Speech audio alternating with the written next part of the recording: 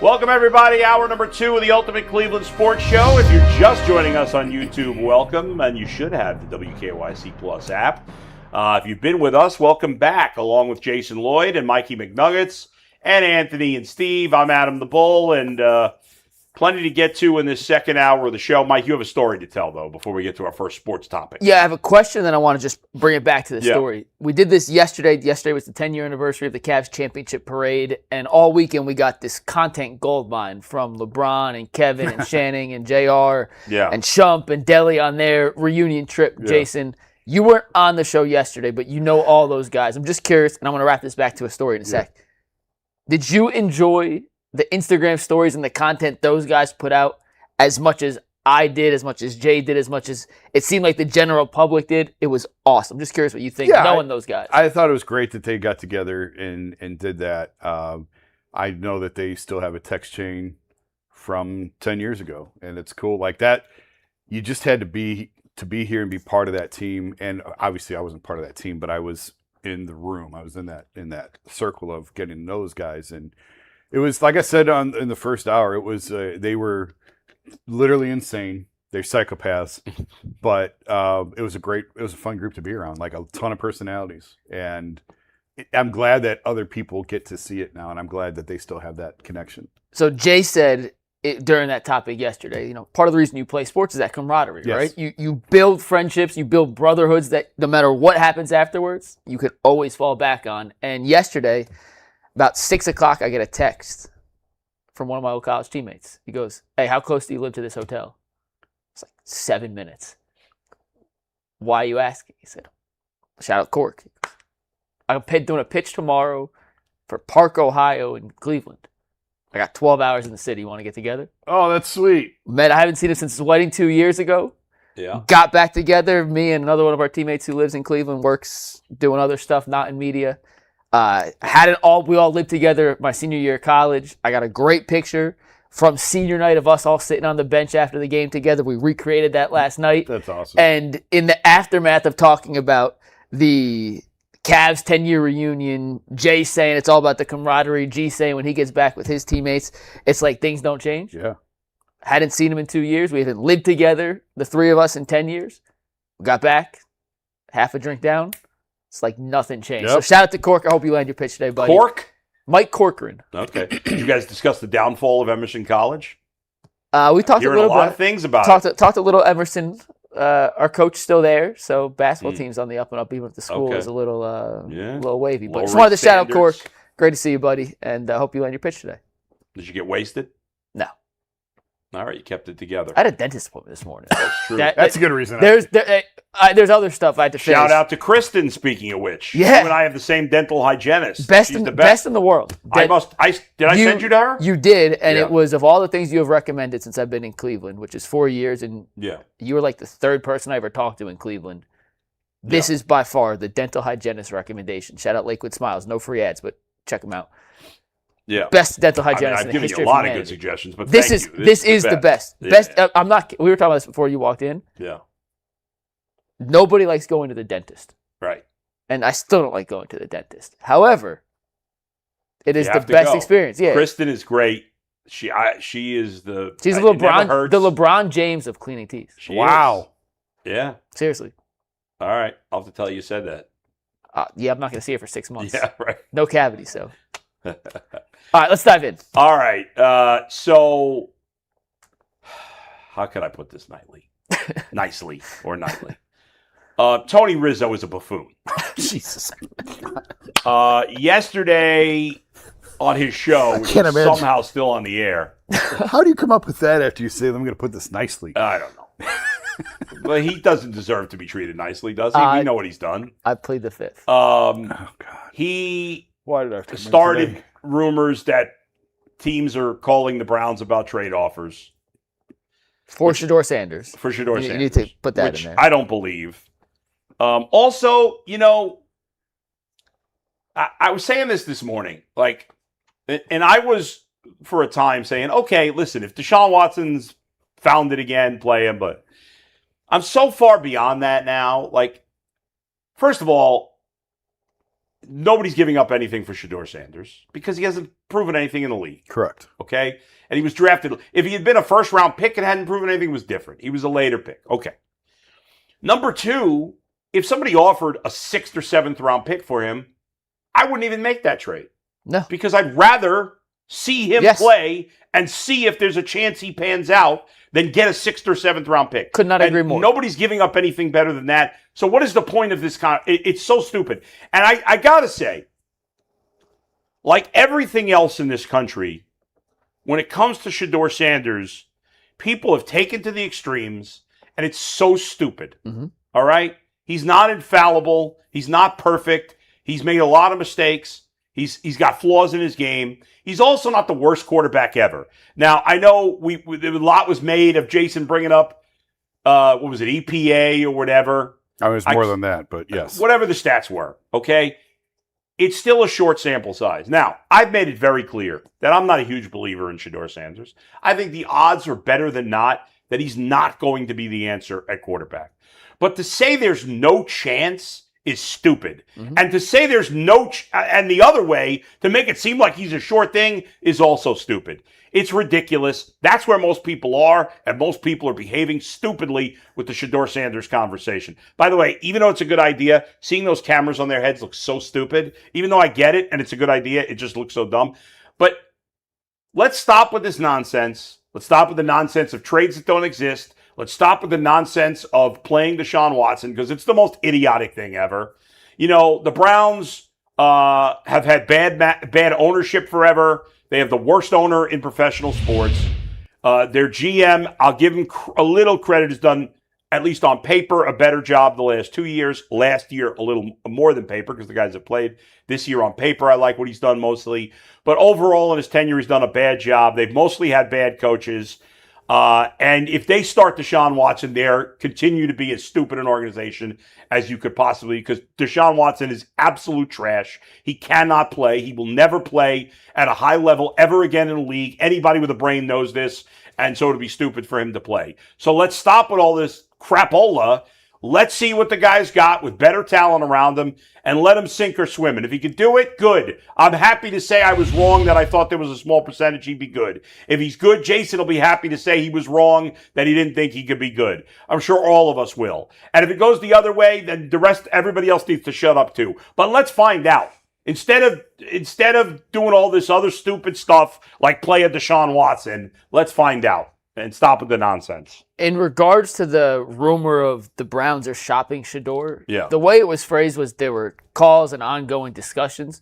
We don't know if that's the Browns calling other teams, if other teams are calling the Browns. If other teams are calling the Browns, then it's Andrew Berry's job to answer the phone and at least hear him out. It'd be GML practice not to at least listen to what teams may or may not be offering if you want to believe it. And this is a team that just traded Myles Garrett. So it's not unfathomable to think that any player on their roster, 1 through 53, isn't attainable for the right price. Who's really banging down the door for him at this point? I agree. I don't necessarily believe that teams are making serious offers for Shedeur Sanders because of what you said. He's an unproven commodity. Yeah. B, if a team's offering a 5th, 6th, or 7th round pick, I'd rather take the flyer on Shedeur Sanders and see what he has in 2026 because I think his upside is so much higher than your traditional 5th round pick. Andrew Berry is addicted to accumulating 3rd, 4th, and 5ths, so he could use them in future deals. I mean, the only thing get more 3rd, 4th, and 5th. The only thing I can think of is, maybe he would even consider this. But I think when you look at this big picture, the Browns have a quarterback battle on their hands, right? It is Shedeur versus Deshaun. I don't think Dylan's involved, and I don't think Taylor Green's involved. Is a future mid-round 3, 4, 5, 6, more likely 5, 6, 7 pick, more valuable than the possibility of one of these guys, a.k.a. Shedeur, turning into a guy you can build around? I just don't see that value being worth flipping Shedeur. I don't think teams are necessarily calling. I don't know what they'd value him at. How many starting quarterback jobs are open right now? No, there's Arizona. Nobody is trading for Shedeur Sanders to be a starter. That's what I'm saying. So are you giving up a day 3 pick for a backup quarterback that you're not even sure what he is? I don't necessarily buy any of it. I just think we don't know if teams are calling and asking, if they're shopping. All of it's a giant cloud of unknown and uncertainty, and I just don't buy the fact that it makes any sense for Cleveland to trade Shedeur Sanders without figuring out what he is or what he isn't. What do you want me to say? Like, I mean, come on. What do you want me to say? I said in January he should be gone. I would have got rid of him in the offseason. I don't think he's good enough to start, and he's too much. How do you know? We don't know for sure, Jason. Okay, we don't know for do you know for sure about Dylan Gabriel? No. Why do you want to get rid of him? Because he stinks. Well, how do you know for sure? Shedeur Sanders is more talented. How do you know? How do you know Dylan Gabriel? You can see it. Just watch it. More talented. I'm not saying he's going to be any good. I'm just saying there's more talent there. I'm just saying. Yeah. I've seen enough and I've heard enough. I don't think he's good enough to start for this team and win anything of substance over the course of the next however many years. And what is the point of giving him away for nothing now? What was the point in taking him? I don't know. Maybe they think he has some talent that is untapped. I don't think to say that. I don't think he's not without talent. He's not without talent, and I think it's possible he could be. If you remove all of the nonsense, yes. If you remove all of that, yeah, he's a backup in the NFL. I think he could be a backup in the NFL. I think there's a chance he could be better. I'm not saying it's a good chance. I really don't think it's a good chance, but I'm not willing to say it's zero. So why would I not take that chance? What's the downside to playing him? Because of all. Well, no. Listen, Listen, I've said for months. He has been saying. So if you're going to make me choose between Deshaun and Shedeur, exactly, I would take Shedeur. Yes. But I'm telling you, in January, I said go. Like, get rid of all of them. Both of these guys need to go. But now that they haven't done that, you don't have a better option. He's the only guy that there's any chance. And I'm telling you, if you're going to make me pick between these two for this year, I would take Shedeur. So that's what I'm saying. So just play him and find out. And let's know for sure that he's not going to be any good. Or maybe he'll surprise you. Maybe he will. It's been for me on him. Would you agree that they know him and they know the situation better than any of us? Yes. Would you agree that they've spent now over a year with him? Yeah. If they don't start him, they think he stinks. And at that point, is it worth keeping him on the roster? If you're not going to start him, no, I don't care. Then get rid of him, whatever. But I think it's stupid to do anything. I don't trust their evaluation. But you're making my point. They're a dumb organization. God. I'm not going to say that. No, I get what you're saying. I'm saying if they look at this, and they say no chance, and they say, you know what? Why didn't they get rid of him already? Why didn't they cut him? Well, great question. That's what I've been saying since January. Yeah, well then maybe they don't feel that way. Maybe they don't think there's no chance. Then maybe start him. Like me, and then start him. Then start him. Yes, that's what I'm saying. What I'm saying is, if you got to make me choose between the two, I'm taking Shedeur. If they start Deshaun, what's the point in keeping him? Deshaun is an absolute bum. He is a garbage football player. And I don't ever want to see him play in the league again. I don't want to see him play for the Browns or anybody else. Well, you watch if he's a starting quarterback for the Browns in week 1. Of course, it's football. I have to watch. You're the one that told me you'd sign him to an extension 2 months ago. What's changed in 2 months? Jason, listen, what I said was, and maybe it was a stupid thing to say, was that this is exactly what I said. I said I'm pretty sure this is exactly what I said. I said I think there's a 1% chance he could turn his career around. And if by some chance that 1% hits and he's great again, then I would be open to considering it. Now he's a bum. I don't really want to see him play again. Because what's changed from April to June? Was to 0%. I was even with him, 1% was not realistic. It's been too many years. He's never been any good. Shedeur Sanders has had one opportunity under circumstances that most quarterbacks would have. Now, Shedeur did not play well. No. To argue anything else is stupid. However, there are very few quarterbacks that could have played well, and probably almost no rookie quarterbacks that could have played well under the circumstances, if we're fair about it. That's true. So I'd rather see, again, everybody knows I'm not a true believer in Shedeur Sanders. However, part of the reason I want to see him is because I'm being introspective and thinking, is part of the reason I don't want to believe in Shedeur Sanders that, like Tim Tebow, and I proved to be right with Tim Tebow, but like Tim Tebow, I was so annoyed by his fans that it clouded my judgment of giving the guy a chance. And that's why I want to see him get an opportunity. And if I thought there was somebody more worthy of an opportunity here, then I wouldn't feel that way. But there isn't. And he also did show flashes. And I understand that the big picture, if you want to say he didn't play well, I'm not going to argue that. Yeah. Like, big picture, I don't think Shedeur played that well. There's no debate he didn't play. But there were flashes within the 7-game stretch where you looked at it and said, not many. But there were actual flashes where you could point to and say, I think you could say that with almost Would you like me to pull up the Deshaun Kaiser highlight video of the year they didn't win the That's game? what I'm saying. I understand, but for even stretches of games, like there were parts, whether it was parts of the Tennessee game, which had the inexcusable interception in the middle of it, which separated a really good stretch, terrible interception, really good stretch. Parts of the San Francisco game early, he came out, looked good. I'm not saying that it's enough to like build a statue and say, I saw enough that he's our franchise quarterback, but I think enough of the flashes compared to what you know you have in Deshaun Watson, what you think you may or may not have in Dylan Gabriel, and the complete mold of block of clay that Taylor Green is, there were enough flashes to say, I at least want to see more what he can do with an offseason and better weapons around him. I don't think there were enough flashes, but I just think he was put into such a bad situation, and that I'm willing to, I think there's enough talent that I'm like, okay, let's see what he can be. So you just said you didn't think there was enough flashes. I still believe don't you think it's worth, and I think you are saying this, I think we're just kind of using different words. Terrible circumstance last year. Yeah. Not enough flashes, but some flashes. With a better supporting system around him, an improved offensive line. Right. Possibly a better offensive play caller, an offensive system to fit what he does. I'll give it a chance. A better receiving core. It's worth seeing a chance. That's it. And if you ask me if I'm betting on him, I'm going to tell you no. But if I'm asking, I wouldn't, to me, there's a 0% chance with the other guys. And whatever percent chance you think with him, it's more than 0. So let's see it. And if my guess is we'll be drafting a quarterback next year. But I'm not going to win this year no matter what I do. Let's see him play. I don't disagree with anything you guys said. Yeah. Because I know it's going to get twisted and clipped and whatever else. If you're making me pick between Deshaun and Shedeur, I will pick Shedeur. Yeah. I've been consistent on that. Yes, you have. For months. Yep. It's Shedeur every time. If they choose Deshaun, what are they telling you about Shedeur, and what's the point in keeping him around? That's all I'm saying. At that point, yes, you're right. At that point, but I'm guessing they're not at that point. I'm just guessing. Yeah, because otherwise they would have named Deshaun Watson the starter.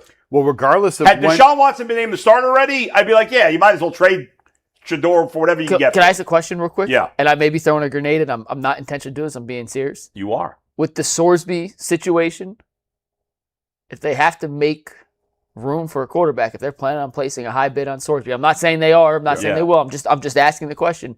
If their intention is to place a high bid on Sorsby, maybe higher than what the league is expecting, and they want to bring him in, and they have to get rid of a quarterback in that sense, Shedeur probably has the most trade value of any of them. I don't think he has any trade value. But it'd be the most of anybody. I don't think. Do you think there's any chance that those two things could be connected? No. Okay. I'm not saying they were. I don't think they're in on Sorsby. I was just asking the question. My gut feeling is they're not going to pick him. They're not going to put in. I was just asking the question. I'm curious to see what the final roster, and that's all I'm going to say. I'm curious to see what the final roster looks like in September, because it feels to me like they're trying to change the culture in a number of different ways, and I'm curious to see who's still here in September. That's all. Yeah, well, I mean, one of these 4 quarterbacks is going to be gone.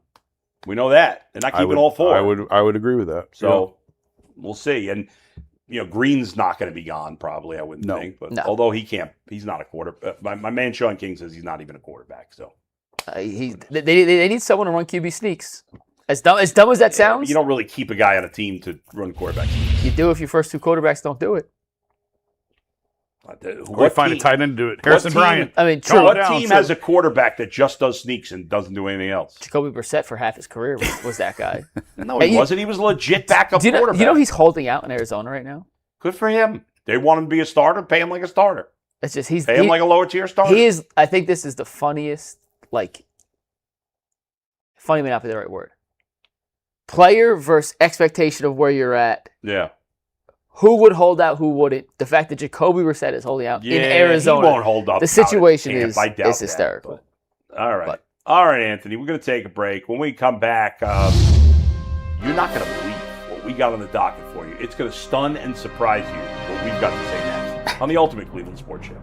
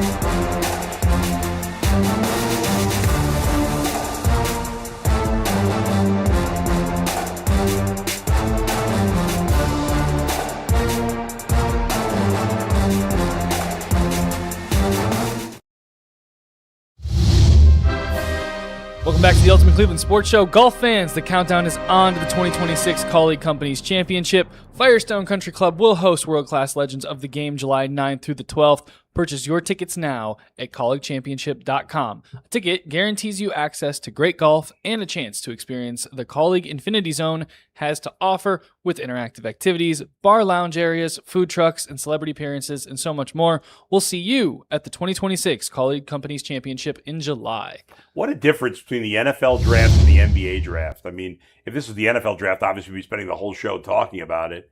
The NBA draft difference. So I had, when I first woke up this morning, I didn't even realize it was draft day. It's draft night, baby. And then when I went to prepare for my podcast this morning, I was like, oh, today's the draft. Yeah, just the first round. I was thinking it was like round. next week. I don't know why. But we're an hour and 20 minutes into the show before we even mentioned Well, it. it is But tough. they've got the 29th pick. Yeah. The Chris Fedor just put out a report that they're looking to possibly trade out of the 29th pick, get back into the second round or out of the draft completely. I mentioned that as a possibility last week. Chris also mentioned Zuby Ejiofor, who you talked about yesterday, but now you think that they can't get him? What's going on? Just according to all the rumors out there, he's a guy that, because of the reasons we talked about, is on the rise. Just his positional value, his defensive ability, the fact that he's going to come not ready-made as a finished product, but a more seasoned product. Yeah. All those teams drafting 18 to 33 can use a player like Zuby. He's a winning player. His value's going up. I think if you're a good team looking for a little more depth, I think he can be a good 8th, 9th player for sure on a good team. For sure, yeah. Like, he's not a guy you want to draft if you're a young, bad team. I mean, he'd be, not that he'd be bad there, he'd be a good teammate. No, but, like, he's not a guy you're looking to become a star. Nope. He's a guy that you're looking to get some minutes from as a contributor on a good team, I think. Yeah, and that's why he's valued by those teams in the 20s, kind of before the Cavs are picking. I just don't think he'll be there at 29. If he is, I think the Cavs will trade back if the board falls a certain way. They don't feel like there's a guy they love at 29. Right. Getting into the second round, if the Cavs do that, would be because, A, they could get two multiple twos. They don't have a war chest of draft picks. Second round picks are more valuable than they've ever been. More bites at an apple. More bites at the apple. They can use them as trade pieces. We just saw Aaron Wiggins get traded from OKC to Atlanta for 2 future second round picks. Right. Sometimes 2 future seconds. I know it doesn't sound like a lot. Yeah. In this cap restricted area, could be enough to get a good player. Aaron Wiggins is a really good basketball player. He's not a star, but he's a guy that was a 7th, 8th guy in OKC the last couple of years. He's going to be a 7th, 8th guy in Atlanta on a really reasonable contract. They just couldn't afford him. How do you get off someone like that? Well, you trade for future second-round picks. And with the Cavs' financial situation, the 29th pick has a guaranteed salary slot of $1.4 million. Guaranteed, right? There's no negotiation. That is your contract. Okay. They're currently in the second apron until the Harden situation. Yeah. The Harden situation gets them into the first apron. If you trade back and turn those into 2 seconds, you can make one of those a 2-way contract. It just gives you a little more flexibility. Is $1 million going to matter at this point? It could. It could? It genuinely could, and that can be the difference. Yeah, but if you get a good player. If Zuby, and we take the final mock drafts, I put together a final kind of compilation of what the mock drafts have. On the ESPN mock draft, they haven't taken Taris Reed, and Zuby was still there because they had him going 32nd. In that one, Yahoo had him taking Sergio Delar, who's a wing from Spain. The Athletic and The Ringer both had them taking Henry Visar, the big man from UNC. Malik Thomas, the guard from Arkansas, might be the best player available on the board at 29. You've mentioned him before. Mentioned he was actually in Cleveland yesterday for a workout, and according to multiple sources I spoke with, really impressed the guys. They didn't think he was as good of a shooter as he showed. So if he's on the board, could be a new guard to add into the mix for Kobe Altman and company. Then Bleacher Report had him taking Cleveland native Jaden Quinton, so we talked about yesterday. Crazy high upside. Yeah. Defensive big, massive medical red flags. If he was fully healthy, he's a top 10 pick in the draft. But he's had back-to-back season-ending knee surgeries. Massive red flag. If he's a top 10 talent, though, and you have a chance to get him at 29, I mean, how much downside is there? It's not a ton. When you're picking that late, or what, 28? 29. 29. I mean, all those players are a crapshoot anyway at that point. But it is so funny. You said, well, it's not a big deal because it's the 29th pick, but for football, it doesn't matter where you're picking. Your first-round pick's a big deal. Big pick, yeah. In basketball, it seems like an afterthought, although this draft is considered to be one of the deeper drafts in a while. you can find talent in the NBA now in different places than you could 15 years ago. Right. 15 years ago, everybody wanted a top 5 pick. You had to have a top 5 pick. Now, I mean, Giannis at 13 or whatever, Jokic in the second round. SGA at 11. SGA at 11. So, and there's more and more guys, Draymond in the second round. There's guys who went undrafted. Brunson. Yeah. There's guys who go undrafted who turn in. It just Right, yeah. I haven't totally been able to figure out. I think the international component has a lot to do with it, but I haven't totally figured out why they've been able to find and develop talent from different places now. Right. But it's not just you need I have a a top theory. 5 pick. Seriously, Yeah. this is not Cavs related. This is just big picture. Later round talent has worked out. A lot of these guys who go late first, early second are guys who stay in college a couple more years. Yeah. And the idea that is and I'll use Brunson for example. Brunson was a 4-year college guy. Awesome in college. Yeah. Believe he won 2 national championships. Definitely won 1. Was the most outstanding player on a championship team. But you thought he was capped.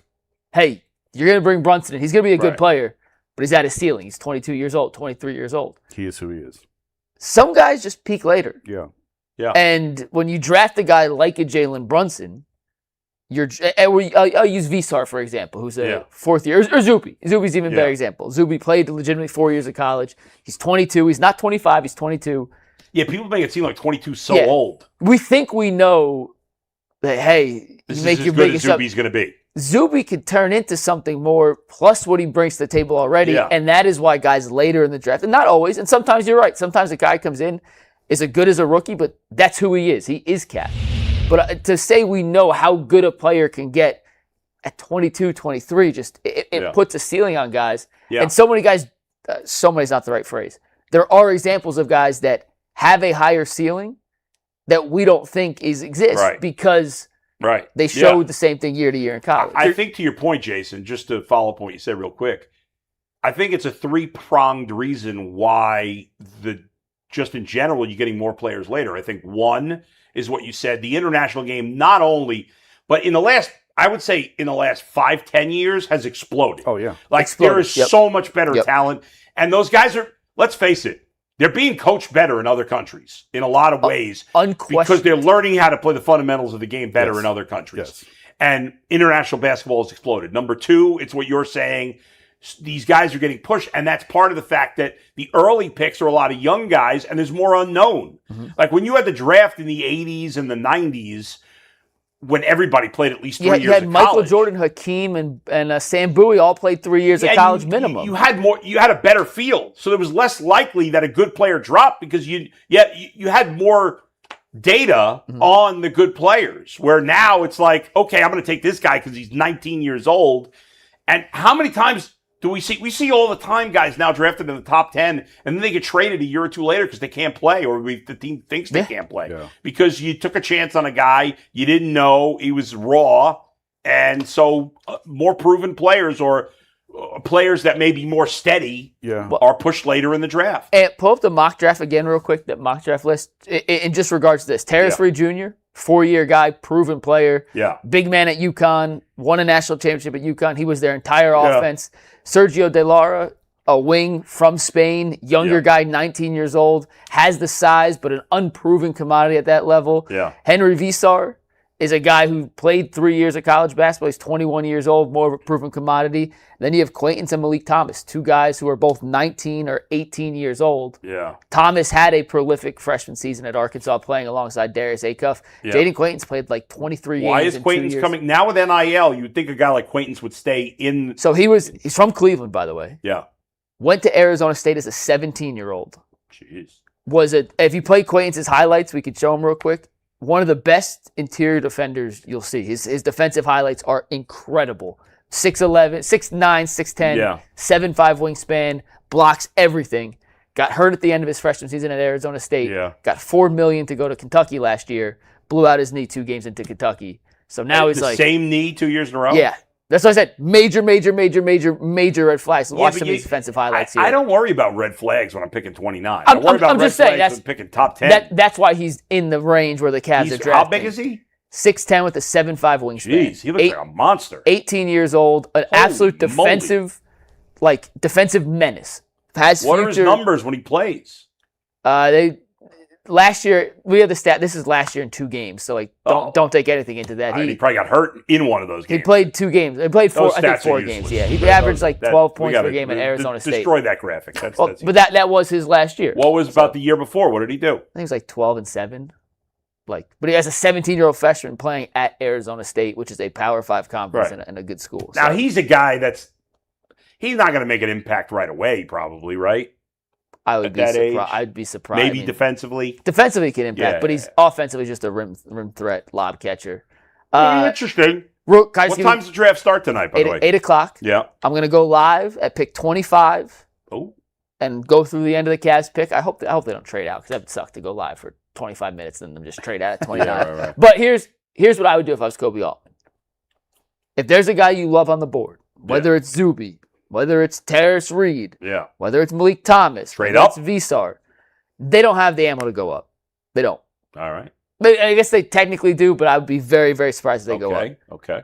If there's a guy you love at 29, take him.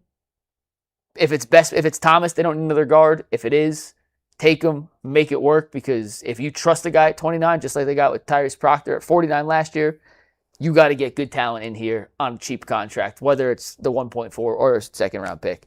If there's not a guy you love, and you're going, we like him, we could squint, we could see him, but trade back. Get the future assets. Don't force it. Save the money, and then put your war chest of draft picks. Replenish that. And it allows you to be more versatile and have better actions to use down the stretch. So if I was Kobe Altman, if there's a guy I loved on the board, I would take him. I'm not sure there's going to be a guy they love on the board available at 29 because the team's You don't think any of those guys are going to be available? So I don't know if they love all of them, is from what I hear. I don't know if they love all these guys. Who don't you think they love? I don't know anything about Sergio. I have not heard anything from Cleveland on Sergio Dallara. Visar, mixed reports from people I've spoke with. Mm-hmm. Reed and Thomas were in yesterday for workouts. Both look good according to people I've talked to. Didn't Zuby come in or no? No, Zuby canceled his workout with the Cavs. That means he thinks he's getting drafted before. He also had 17 workouts in 20 days, so not surprising. But he was supposed to come in Friday, canceled his workout. I'm not sure I was supposed to say that. Oops. We'll keep that between us. Yeah, no, don't send that to Cleveland. My bad. We need a dumb button. All right, so what's the official prediction for what they got? Give me your prediction. What's your mock draft? Who you got them taking? I would trade back, but based off who I think for sure would be there, I think Terrace Reed Jr., the center from UConn, will end up being a Cavalier. All and right. that is not reported. That is no intel. That's just he fits what they're looking for. He fits the guardrails Kobe likes to draft, and I think he's probably going to be there at 29. And he's a good player. As much as I love analytics, some of the analytics terms are just guardrails. The young me would have been so annoyed by listening to somebody. Do you know anything about? You know Terrace Reed Jr. You watched him play enough. Yeah, he's a good player. Back to the basket, big. Also, I'll just throw this out there. If Terrace Reed's the guy, he doesn't fit with Mobley.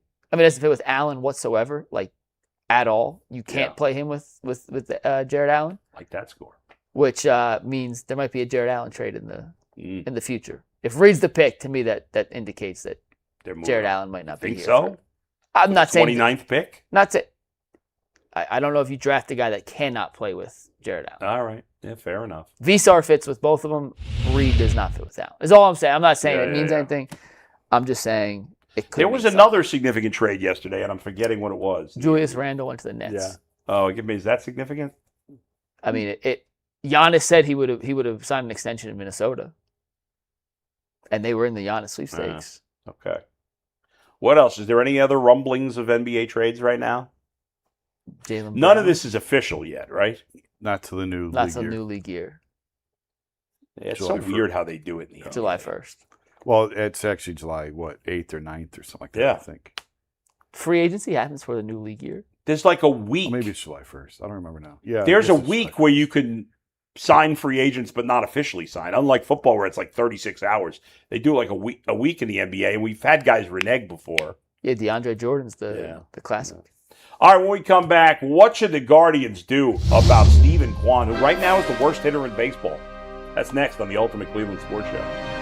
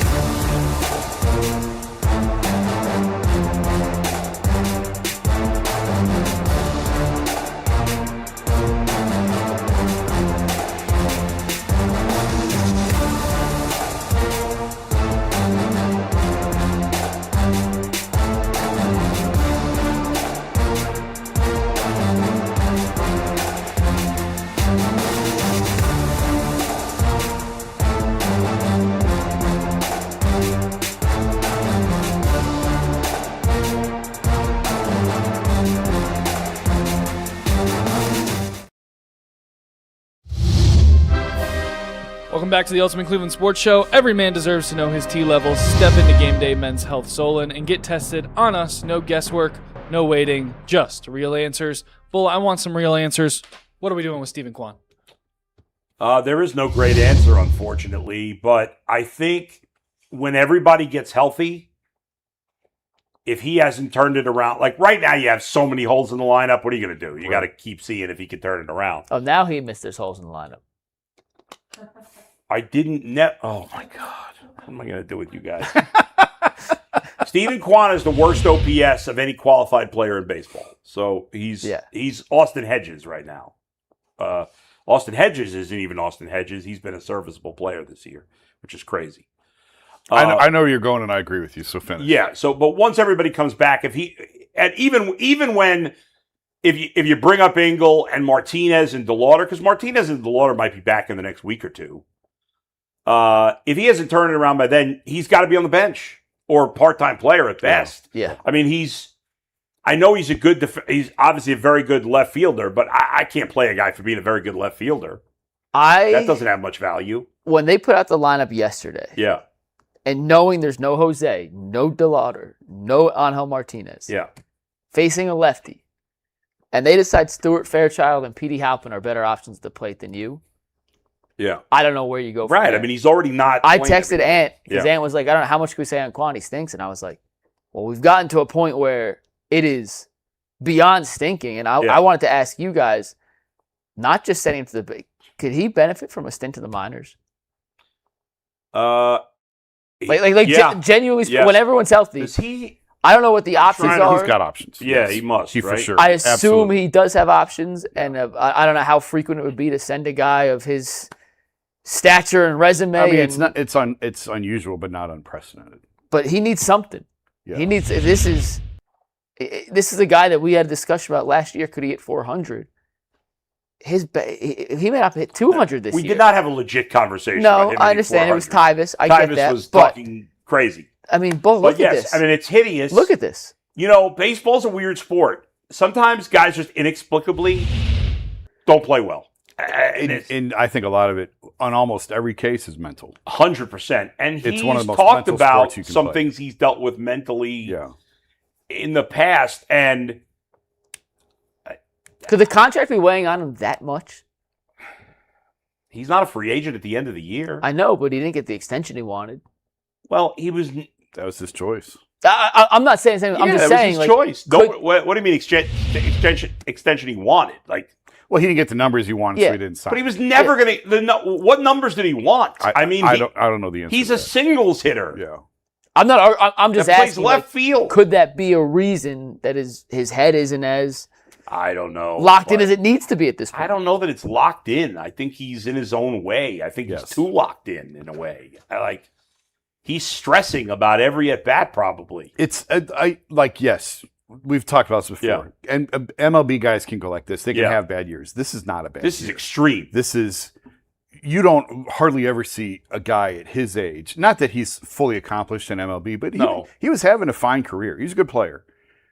I don't recall a player falling off to this extent without an injury being involved. I'll give you one. Let me give you the exact numbers. I mean, Benintendi wasn't this bad. I don't know about that. How about Cody Bellinger? Now, different type of player. Bellinger was MVP to pretty terrible for 2-3 years. He went came from back. MVP to DFA'd. But the Dodgers, it's not like they're worried about money. But I mean, numbers like this. Okay, so this happened twice. So in 2019, Was that his MVP year? Bellinger was the MVP. It was his third year in the league, right? Yeah. The next year was Will you give us his numbers as an MVP? he had 1,035 OPS. Okay. The next year was COVID year, Yep. and so he didn't play that much. Yeah, dismiss that. He was okay. The year after that, so his next full season, after being the MVP of the league, he had a WAR of 8.7 in 2019.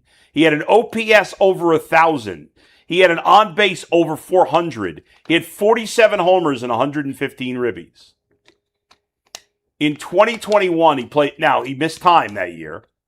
So injury did play a factor. He played 95 games, had a negative 1.6 WAR. Yeah. He had an OPS of 542. It's higher than Kwan, but point taken. No, Still awful. Yeah. I don't think it's higher than The year after that, in 2022, his last year with the Dodgers, he was not hurt. He played 144 games. He had a 1.3 WAR. He had a 654 OPS, a 210 batting average, a 265 on base. we would kill for a 6 OPS for Steven Kwan right now. He's a different player. But yes. This is equivalent. He's a power. He went from an MVP to being horrible for essentially 3 years, including COVID. He wasn't horrible the COVID year. He was mediocre. And then he was horrible for 2 years. And then he got DFA'd by the Dodgers, got picked up by the Cubs. He was awesome. Had a very good first year with the Cubs. Then he stunk again. Stunk is strong.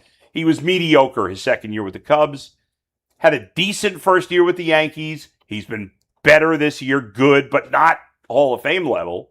Like, since the MVP year, he's been either bad or pretty good, mostly. But he hasn't been back. But for a couple of years, he was horrible. Yeah.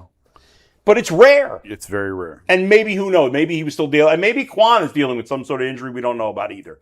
But he looks so lost at the plate. I mean, he is chasing pitches And he never that used he to. would have never chased in the past. To me, this is all about the mental, as you started the conversation with, Jason. There's no great answer. So, yeah, I think, honestly, I would consider sending him to the minors. Yeah. When they get healthy. Yeah. Kind of need him right now. I mean, yeah, he hasn't been in the league long enough that he could refuse an assignment. No. And he has options. So, yeah, when Martinez, I mean, I'd call up Engel and send him down right now. Maybe not. I'd send whatever. But if when Martinez and DeLauder are back, I would, unless he's turned it around. I mean, we're getting to the All-Star break here. Yeah. We're getting close We're to at the halfway point. The Guardians play, 77 games? Yeah. It's right around the halfway We're point. basically at the halfway. By the end of this week, we're at the halfway point of the season. I just, we talked about it How many earlier. games do they play? Yeah. 79. We're past that. We're almost 2 games away from the halfway point. They played a game last night with no Jose, no Yeah. Chase DeLauder, and no Angel Martinez, and they still decided Steven Kwan wasn't a bat they needed in the lineup. Right. And they opted for Stuart Fairchild and Petey Halpin, and I don't know enough about either of those two to say with any confidence that they're worse than Steven Kwan, but I also can't say with any confidence they're better than Steven Kwan. If the Guardians and Steven Vogt don't trust him over those guys, it tells me everything I need to know. Yeah. And that is that they have no faith in him whatsoever at the moment, and especially against left. he came in late, but he did not start the game yesterday. Okay. No, he didn't start. Yeah, he came in and pinch hit later in the game. But if they don't have faith in him in that situation with those guys out, how are you going to have faith in him when they have more options and actual guys to put in the lineup? And that's why, and maybe it's extreme. Maybe a trip to the minors. I think a trip to the minors is not out of the question. The fact that you don't dismiss that completely. Yeah. Remember when Jay said he would send Clase down to the minors last year? I thought that was nuts. That was. And you guys like that's. Well, because that was based on a couple of weeks. Yeah, that was nuts. And I was like, I was Ant on the test. Now we know we should have sent him to the bookie. Right. But I was talking to Ant yesterday, like, I think this is no. It's I'm reasonable. gonna and the fact that you guys haven't dismissed I'm not sure they would actually do it, but it's a reasonable conversation, and we're talking about half a season. They might. I don't think that's outrageous. No, I don't think it's outrageous, especially once Martinez and DeLauder come back. Which I don't know. I mean, I think DeLauder. I read something. I don't remember exactly what he was doing, but he was doing some work. I don't think DeLauder will be out long. No, it doesn't seem like it will be. And the Martinez injury wasn't all, super serious either. So I would think both would be back. I mean, you're 3 weeks from the All-Star break. At the very least, those guys will be back after the All-Star break. Yeah. At the very least. I think they're probably a decent chance they'll be back before that. Yeah. Guardians and White Sox series continues 7:40 Eastern tonight. Yeah, Messick on the book, There you right? go. Parker Messick pitching tonight. And, of course, this Friday, the Guardians back on WKYC as they take on the Seattle Mariners, returning from their long road trip. That's my sister's birthday. Happy birthday, To my sister. 7 p.m. on this Friday. Watch it on WKYC Channel 3, Guardians and the Mariners. I still don't love the Guardians logo. I'm totally on board now with Guardians. I'm used to the name. I like the name. I still don't like the logo. I don't either. I still love it. I don't. You like do? it. Yeah, it's fun. Baseball with the letters is usually kind of boring. I think that's pretty fun. Yeah. Do you like the Mariners logo? It's okay. It's What is it supposed to be? It's a ship. It's a compass. Ship. Yeah. Oh, yeah, that makes sense. It's a compass, right? Yeah. Yeah. No. All right. When we come back, we're going to talk a little Isaiah Bond plus trivia time and super chats to wrap things up next on the Ultimate Cleveland Sports Show.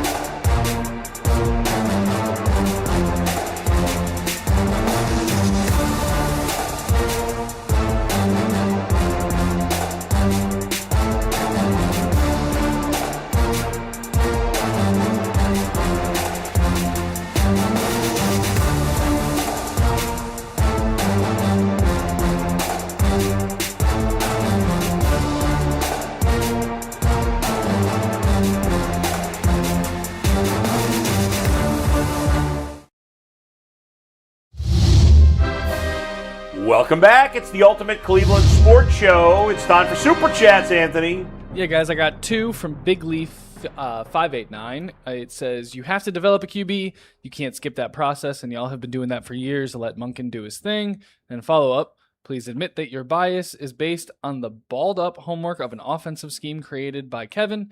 Nobody was successful. Let Monken and Shedeur work. Okay, moving on. Okay. All right, Isaiah Bond. Those were insightful. All right, let's get to Isaiah Bond. There's a lot of hype for Isaiah Bond. Are we excited about Isaiah Bond? Are we lukewarm on Isaiah Bond? How you feel right now? Jason, how do you feel about Isaiah Bond? I think you have a role, like run fast, throw it far. Like, are we expecting something beyond that as his role? I don't know that I am. I don't know how you can. I don't know how you know. Let me ask you this in a related question. Before you go ahead on Isaiah Bond, and then I'll get a related question on that. Bond was a guy that was projected to be a day 2 pick last season. Obviously had some off-field stuff, which led him to be an undrafted free agent. Yeah. Browns signed him. They hadn't had any speed in the receiver room. He comes in, makes a couple of big plays with Shedeur. At camp, Zach Jackson, who is brutally honest, had told us he had 2 back-to-back really good open OTA practices that stood out. ESPN named him their breakout player. I don't know what his top-end potential is. I'm not sure if he's going to turn into the next Deshaun Jackson. I don't think that's the case. But the Browns have an offensive coach now who, historically speaking, is like to push the ball downfield. They already had an offensive coach. Not the one pushed downfield. Monken, historically speaking, has pushed the ball downfield, talked about the need for explosive plays. Go all the way back to his Southern Miss days. They led the Conference USA in explosive passing plays over 20-plus yards. I know it's a decade ago, but just saying his track record says we want to be vertical. Yeah. He's probably their best vertical option. So I think he has a role. I'm not expecting 1,200 yards and 8 touchdowns by any means, but I think he can certainly be a 800, 700-yard receiver with a couple big plays. No, that's a lot. This year? I mean, what did he have? He had 300 last year and he's in not 5 games. 800 this year. You're what you got? But he only 800. He's their fourth receiver. Pull up his stats again. He had what? Mike, he's their 4th receiver. What are you talking about? He ain't gonna have 800 this year. Well, I'm not saying everyone's gonna have 1,000, but He had 300 yards. He played like 5 games. I don't think it's crazy to think he could double that with a full season. He had 350 yards on 18 targets. He didn't play 5 games. He had 18 catches for 338 yards. He only played when Shedeur came in late at the end. They didn't have 2 guys they just drafted in the first and second round. If he has 50 yards, I don't think it's possible to average 50 yards a game here. You're out of your mind. Let's just say that. Jason, Fine. with me here. Is there any chance he's going to have 800 yards? I mean, I wouldn't make that bet, but I'm not going to just sit here and totally dismiss. I think 500 is probably 600. 500, maybe. I think 500, 600. He's their 4th receiver, is he not? I think he takes a step above Tillman, right? Who am I Above missing? who? You've got Judy and the 2 rookies. Judy and the rookies. Judy and the rookies. Yeah, well, and Fannin. Yeah, okay, he's their okay. 5th pass catcher. I'll go 600. Even that's pushing it. But here's the thing. You know what would help those numbers go up if they traded Jerry Judy. Yes. Now, we haven't talked about this at all. Who wants him on that contract? You're telling me somebody wouldn't? He's not making crazy money. This is last year, isn't it? Is it his last year? I think it was a 3-year extension. This is the 2nd year here. I think this is his last year. The question is, do you want to get rid of the only veteran receiver you have? Depends on if he's good in the clubhouse. I mean, if he's good in the locker room. I've heard he's fine in the locker room. I haven't heard anything bad about him. Yeah. So, but if I'm a good team, like on a good team, I don't know what kind of attitude he's going to have as a 3rd receiver on a good team, because that's what he should be. Right. As a 3rd receiver on a good team, I think he'd play that role well. I would give him. I would even say he could be a number 2. Fine. But he's not a number 1. No. We know No, that. he's a 2 for sure. And I'd rather see all the passes go to the 2 rookies, Fannin, and even Bond.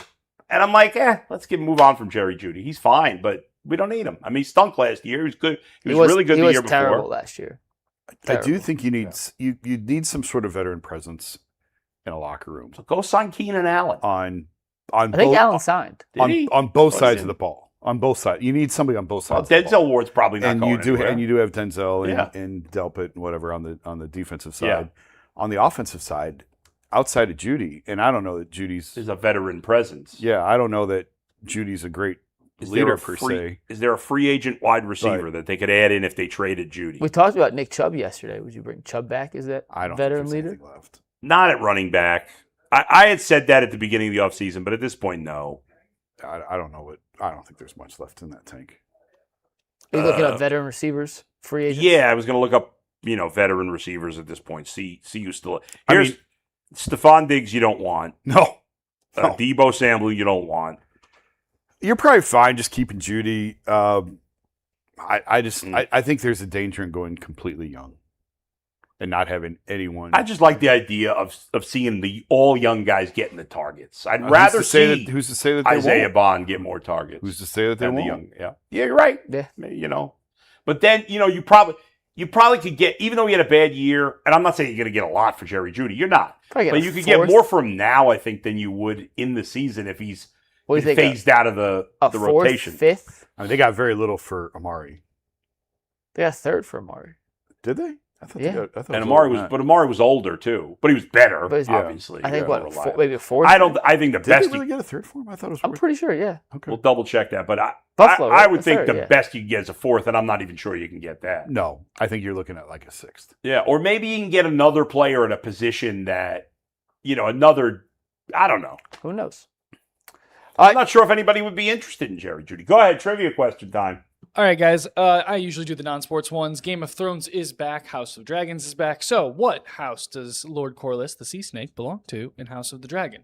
Bull, you haven't seen the first episode of the season, but you should know this. I never saw it. Oh, there's a whole episode was about this. I can't remember all the house names. I haven't watched the recap I never yet. even made it through the original Game of Thrones. I never made it. Sorry, Jason. I counted you out for this one. It's not. Somebody in the chat know it? Just watch the episode. I know it's not Targaryen. It's Valerian, I think. No. Yep. The Valerians? Yeah, and I'll give you a bonus point. House Valerians. Nice job. You lucked your way into it there. It was a reason of deductive reasoning. I saw a movie this weekend called The Furious. It was like an old school 70s karate movie. Amazing action. We'll see you later. Ultimate Cleveland Sports Show.